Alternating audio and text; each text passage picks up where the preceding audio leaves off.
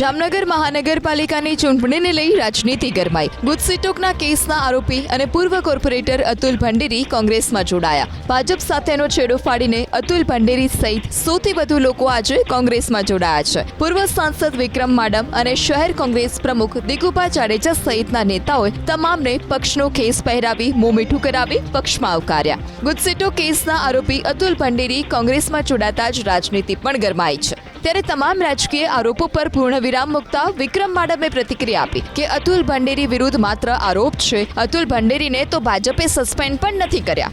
ભાજપના ઘણા નેતાઓ વિરુદ્ધ ગુનો નોંધાયેલા છે. ત્યારે અતુલ ભંડેરી વોર્ડ નંબર 16માંથી ચૂંટણી લડશે. અતુલભાઈ ઉપર ગુનો દાખલ થયો છે, ગુનેગાર સાબિત નથી થયા. જ્યારે ભારતીય જનતા પાર્ટીની અંદર ગુનેગાર સાબિત થઈને 3 વર્ષની સજા પડી હોય બાબુભાઈ બોખીરિયા જેવા વ્યક્તિઓને, અને પછી પણ ભારતીય જનતા પાર્ટી એમને પાર્ટીમાંથી કાઢવા તો દૂર, મિનિસ્ટ્રીમાંથી પણ દૂર ન કરે. અમારી સામે આંગળી ચીંધવાનો કોઈને અધિકાર નથી. અમે કોઈ કહેતા હોય અમે પવિત્ર છીએ, પવિત્ર રહેવાના છીએ. અમારી સાથે જોડાઈ અપવિત્ર, અમારે એના પ્રમાણપત્રની જરૂર નથી. અમને પ્રમાણપત્ર જનતા આવશે. જનતાને ખબર છે અતુલભાઈ ઉપર શું થયું છે.